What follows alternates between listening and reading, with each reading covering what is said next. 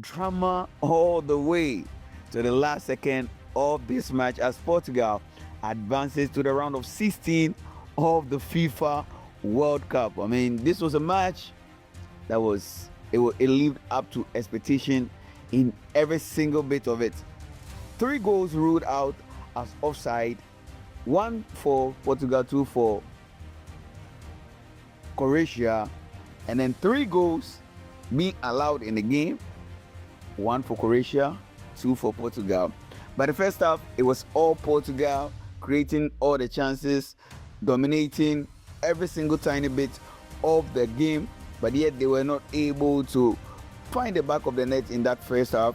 But when we came from the break, it became a Croatian show. They looked the more ambitious team up front.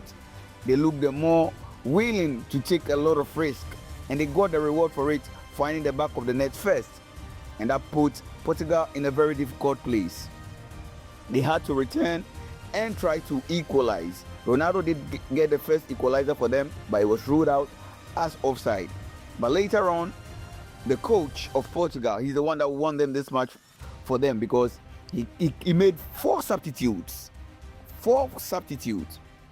And right after making the substitution, they got a corner kick, got a penalty out of that corner kick, and then who else but the GOAT himself, Cristiano Ronaldo, cool and calm behind the ball, taking the penalty and slaughtering right in the middle, having Portugal their equalizer in the game. That marks is 726 goals, 926 goals. His 11th goal in the World Cup so far. He's the only player to have scored in 6 World Cups. That is a great achievement for the famous number 7 jersey man. But the game continued, and even after Portugal were able to get the equalizer, it still was a Croatian show. They looked the more dangerous whenever they advanced with the ball. But no, Croatian hearts were going to be broken as Gonzalo Ramos, having a beautiful connection to a cross and finding the back of the net for Portugal, putting them up by 2 goals. And after that, it looked like Portugal were going to win the game. But no, there was more drama in stock.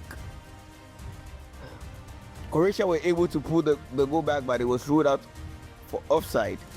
And they did get a late equalizer. 100 plus 12 minutes. There was 10 minutes that was added onto the extra time, but we played past that 10 minutes. 2 minutes in addition, and yet that goal was ruled out as offside. The game ended 2-1 to Portugal. They advanced to the next stage of the competition. They have to face Spain. And looking at the kind of performance that Spain put in earlier on, it's going to be a very, very difficult match for Portugal and their neighbors. But Luka Modric having his last match to play for Croatia in this World Cup. Oh my God, what a beautiful match it was.